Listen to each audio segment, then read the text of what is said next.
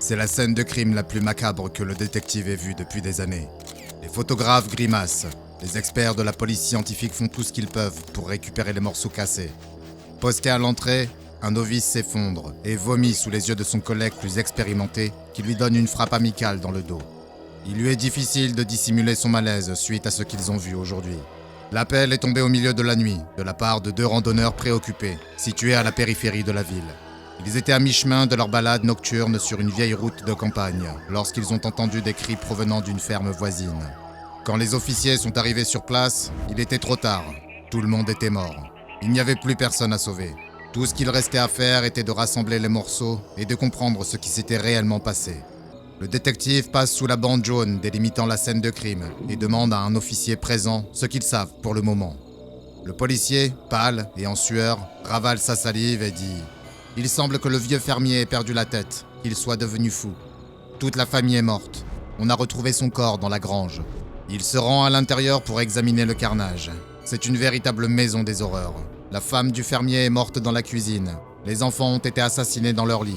Le détective n'a jamais vu un meurtre commis avec autant de sang-froid, avec autant de détachement. Comment est-ce qu'un homme sans antécédent judiciaire a pu faire quelque chose de si terrible à ses proches, sans raison ? Le détective secoue la tête, monte les escaliers et enfile des gants en latex pour éviter de contaminer la scène de crime. Il passe de pièce en pièce en prenant soin de noter tout ce qui lui paraît suspect. Il a l'œil pour ce genre de choses. Il a 20 ans de service, il a vu des choses terribles, mais lorsqu'il pose les yeux sur les corps des victimes, il sent un frisson lui parcourir le dos. Dans la chambre principale, où l'agriculteur aujourd'hui décédé et sa femme partageaient autrefois le même lit, il tombe sur quelque chose de très intéressant. Un journal intime dans la table de chevet. Il le feuillette. Le début est tout à fait banal. Des réflexions sur la journée en cours et des petites listes de choses à faire pour le jour suivant. Mais les 3 dernières pages sont très différentes des précédentes. Sur la première, on peut lire « Il semblait bouleversé quand il est revenu de la grange aujourd'hui. Il est terriblement calme à ce sujet. Il a dit quelque chose comme « J'ai entendu quelque chose que je n'aurais pas dû entendre. » Dans la grange ? Je ne sais pas ce que ça peut signifier, mais j'ai décidé de ne pas insister. Je suis déjà assez stressé. Il n'a pas beaucoup parlé aux enfants pendant le dîner. Il regardait sans cesse derrière lui. Ça m'a fait terriblement peur. J'ignore ce qu'il a mis dans cet état, mais quoi que ce soit, ça l'a effrayé. La seconde page indique « Je commence à m'inquiéter pour lui. Il s'est passé quelques jours depuis ce qu'il a entendu dans la grange et il ne va pas mieux. En fait, je pense que son état empire. Il ne veut pas se doucher. Il y a un truc avec le miroir de la salle de bain. Il ne veut pas y aller. Il n'a pas mangé. Le pire, c'est qu'il ne dort pas. Je me réveille au milieu de la nuit et je le vois assis, debout, en train de fixer la porte de la chambre, sans dire un mot, sans même cligner des yeux. » La 3e et dernière page précise « Ce n'est plus l'homme que j'ai épousé. Il y a quelque chose qui cloche chez lui. Ça fait peur aux enfants et ça me fait peur à moi aussi. Il emporte son arme au lit tous les soirs. Il ne dort pas. Il reste assis là avec. Il ne dort jamais.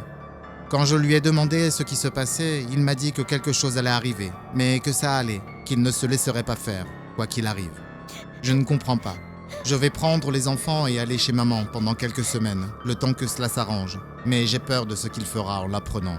Le pistolet est toujours chargé. Le détective pousse un soupir et glisse le journal dans un sachet. Il s'agissait hélas d'une histoire qu'il avait déjà entendue trop souvent.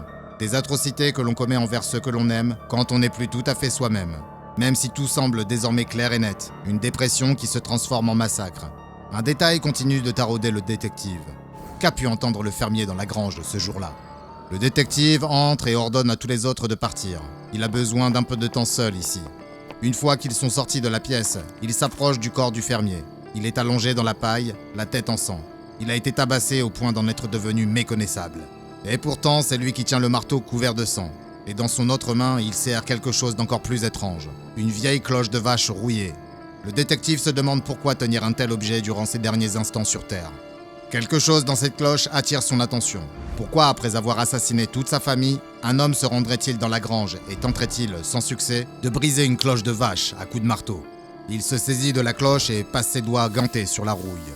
À part l'usure due à l'âge, la cloche ne présente aucun signe de détérioration. C'est un objet si bizarre et si anodin à la fois. Qu'est-ce que tout cela signifie ? Il est interrompu dans ses réflexions lorsqu'une grosse araignée, du genre de celle qui élise domicile dans les granges remplies de paille, sort soudainement de la cloche et se pose sur la main du détective. Il lâche la cloche par réflexe, qui tombe au sol en émettant un léger gong. Le son résonne plus longtemps qu'il ne devrait. On dirait presque qu'il augmente en intensité. Le détective sent les battements de son cœur s'accélérer. Il a le souffle court. Le son devient plus fort. Il a la sensation que quelqu'un est assis sur sa poitrine.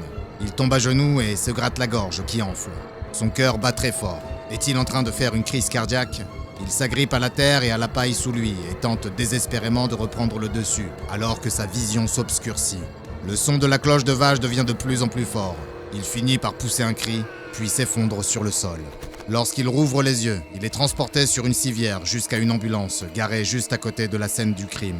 Lorsqu'un ambulancier lui demande s'il va bien, tout ce qu'il trouve à dire de sa bouche sèche est « Ne touchez pas à la cloche, ne laissez personne toucher la cloche ».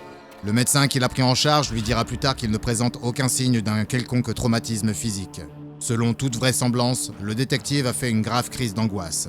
Lorsque le détective dit au médecin qu'il n'a jamais été victime de crise d'angoisse auparavant et que c'est loin d'être la première scène de crime violente à laquelle il a été confronté, le médecin reste perplexe et réfléchit. « C'est étrange », dit le médecin. « Vous devriez peut-être vous ménager pendant les prochains jours. Le stress lié au travail peut envahir une personne, surtout lorsqu'il s'agit d'une profession aussi délicate que la vôtre. Cela peut parfois se manifester de manière assez étrange. » Ce soir-là, de retour chez lui, le détective se prépare une tisane relaxante, conformément aux prescriptions de son médecin. Il est toujours en proie à un étrange malaise depuis le début de la journée. Vous comprenez, pour être un bon détective, l'une des clés est la capacité à comprendre les tendances. Vous devez être capable de faire des liens subtils entre des éléments d'information que d'autres personnes, sous l'effet du stress, ne savent pas forcément relier. En sirotant son thé, le détective se remémore la première page du journal de la femme du fermier. La spirale infernale du fermier a commencé lorsqu'il a entendu quelque chose qu'il n'aurait pas dû entendre, dans la grange. Le détective ne sait pas grand-chose de ce qui lui est arrivé dans cette grange, mais il peut affirmer avec certitude qu'il a lui aussi entendu quelque chose qu'il n'aurait pas dû entendre. Il pousse un soupir, inutile de se faire du mauvais sang comme ça. Il doit simplement être en état de choc. Il se dirige vers la fenêtre de la cuisine afin de contempler le ciel étoilé et de se sentir un peu plus en paix. Mais il voit plutôt quelque chose semblant sortir tout droit d'un cauchemar. Une grande silhouette se tenant juste derrière lui, qui ressemble à un être humain, mais pas complètement. C'est grand, charnu et émacié. Son visage est très peu développé. La créature ne possède que de grands yeux exorbités et une énorme bouche. Elle tend vers lui d'énormes mains aux doigts pointus et s'arrête à quelques centimètres seulement de l'arrière de sa tête. Puis, dès qu'elle voit qu'il la regarde, elle se retourne et se met à courir.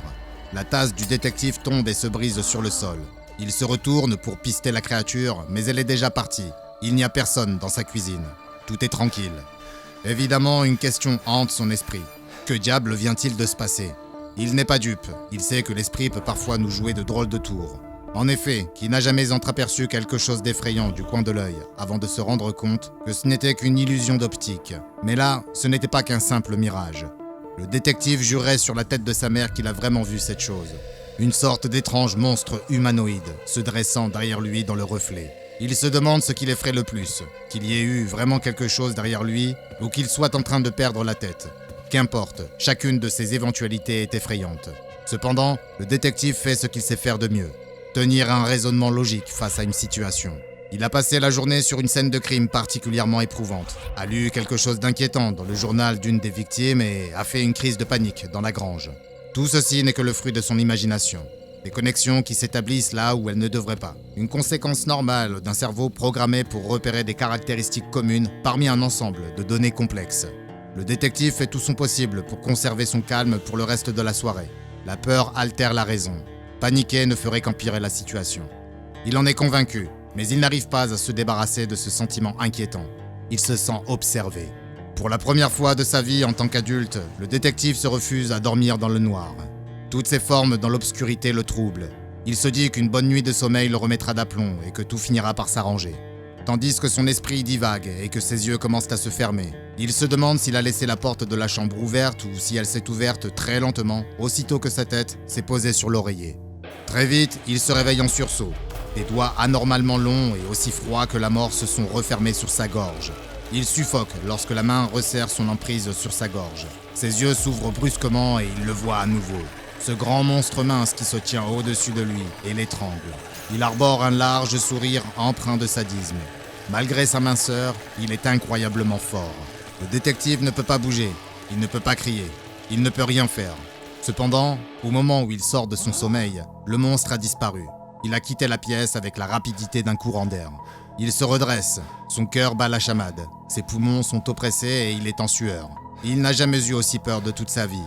Les intenses fusillades de l'époque où il était policier, il y a des années, lui paraissent moins éprouvantes. La chose qui cherchait à l'étrangler était le monstre qu'il a vu dans le reflet. Ce n'était pas seulement similaire, c'était exactement la même chose. Est-il victime d'un harcèlement ? C'est alors qu'il prend conscience de quelque chose, un autre élément de réponse errant dans le brouillard de son esprit. Un article qu'il avait lu quelques années auparavant sur un phénomène connu sous le nom de paralysie du sommeil.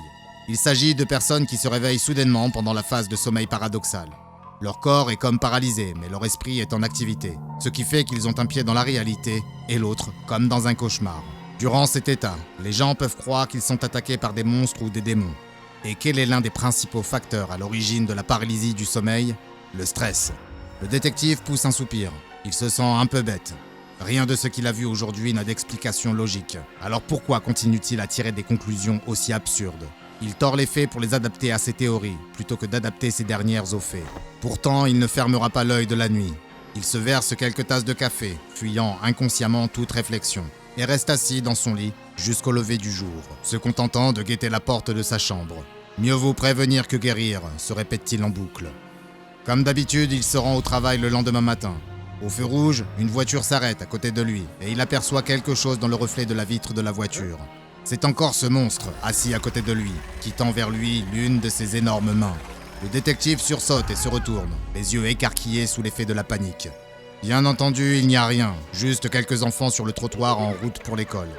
Peut-être est-ce la peur, peut-être est-ce le manque de sommeil, peut-être est-ce les deux. Mais à ce moment-là, il a envie de pleurer. Il est loin de se douter que les choses vont empirer. Les jours suivants, la fréquence des apparitions augmente. Chaque fois que son regard se pose sur une surface réfléchissante, le monstre apparaît, s'approche de lui, mais bien sûr, il s'enfuit avant qu'il ne puisse le voir directement. Ses collègues de travail lui lancent des regards en coin. Il serre les dents, il ne peut rien dire. S'il raconte à qui que ce soit ce qui lui arrive, il finira enfermé dans une cellule capitonnée pour le restant de ses jours. Mais il sait qu'il n'est pas fou. C'est trop réel pour être le fruit de la démence. Ce n'est pas une hallucination. Cette chose est bel et bien là.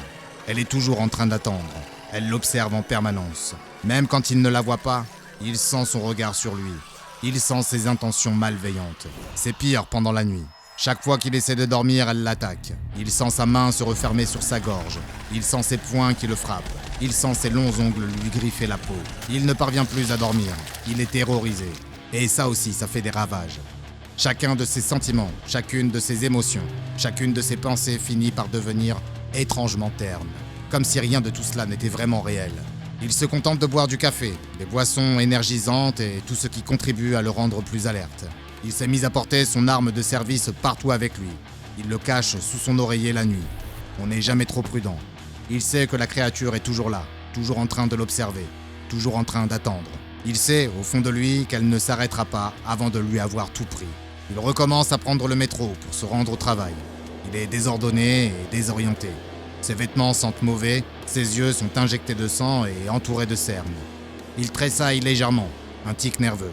Bref, il n'est plus l'homme qu'il était. Il ne peut plus conduire, ses nerfs sont trop à vif, et il doit prendre le bus pour aller et revenir du travail.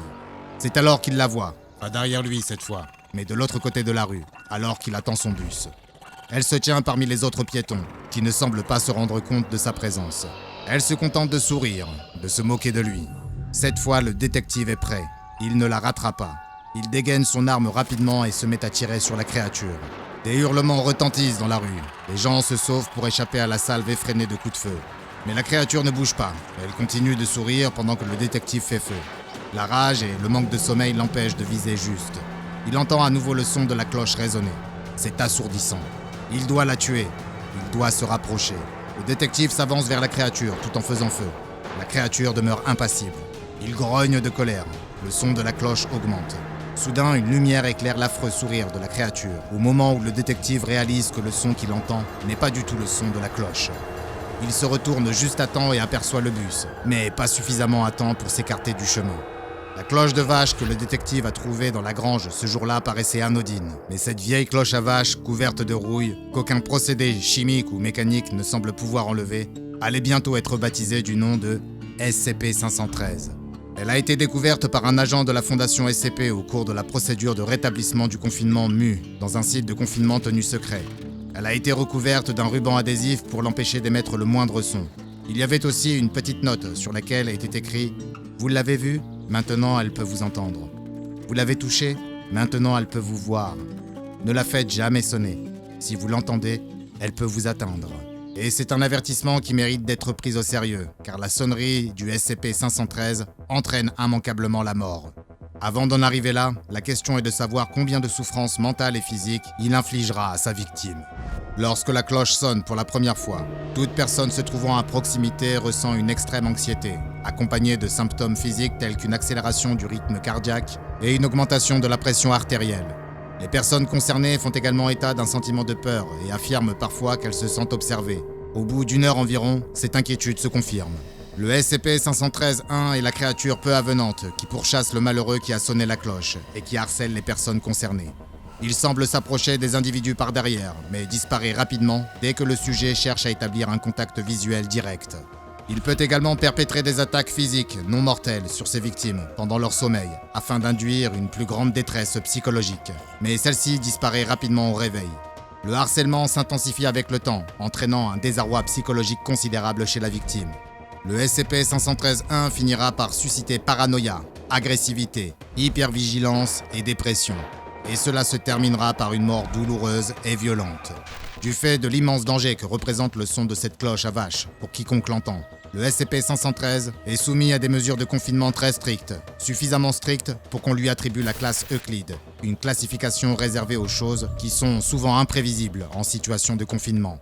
Le SCP-513 est placé en suspension dans un bloc de gélatine d'1 mètre cube dans une cellule insonorisée et climatisée. La gélatine est inspectée quotidiennement pour détecter toute éventuelle dégradation. Une inspection d'urgence est effectuée immédiatement après tout tremblement de terre, explosion ou phénomène sonore de niveau 2 ou plus. Le personnel en charge de l'inspection porte des bouchons d'oreille et des casques anti-bruit lorsqu'il se trouve à l'intérieur de la cellule du SCP-513 afin d'éviter tout risque d'exposition. Si le cube de gélatine montre des signes de dégradation, tels que des déchirures, des fissures, une liquéfaction ou des moisissures, le SCP-513 doit être immédiatement retiré et suspendu dans un cube de remplacement par une équipe composée d'agents de classe D, ayant été volontairement rendus sourds. Aucun autre membre du personnel ne doit entrer dans la cellule pendant cette procédure. Tout être vivant exposé au SCP-513 doit être surveillé en permanence par au moins 2 agents de sécurité. En aucun cas, les victimes d'exposition ne doivent recevoir de sédatifs, ni perdre connaissance. Toute victime qui perd connaissance doit être éliminée immédiatement. Le personnel de classe D doit être éliminé dès les premiers signes d'altération mentale. Toutes les autres victimes d'exposition peuvent être éliminées à leur demande. Dans la mesure du possible, le SCP-513-1 doit être capturé, mais hélas, la Fondation n'a pas encore réussi à mettre la main sur cette horrible créature. Alors prenez garde à ne pas faire résonner les vieilles cloches mystérieuses que vous trouverez, car il se pourrait bien qu'ils vous mettent le grappin dessus. À présent, allez consulter une autre rubrique des dossiers du Dr Bob, comme le SCP-4975. Le temps est venu pour découvrir une autre anomalie terrifiante qui vous poursuivra jusqu'à votre dernier souffle. Et n'oubliez pas de vous abonner et d'activer les notifications afin de ne pas manquer une seule anomalie, car nous poussons toujours plus loin nos investigations dans les archives classifiées de la Fondation SCP.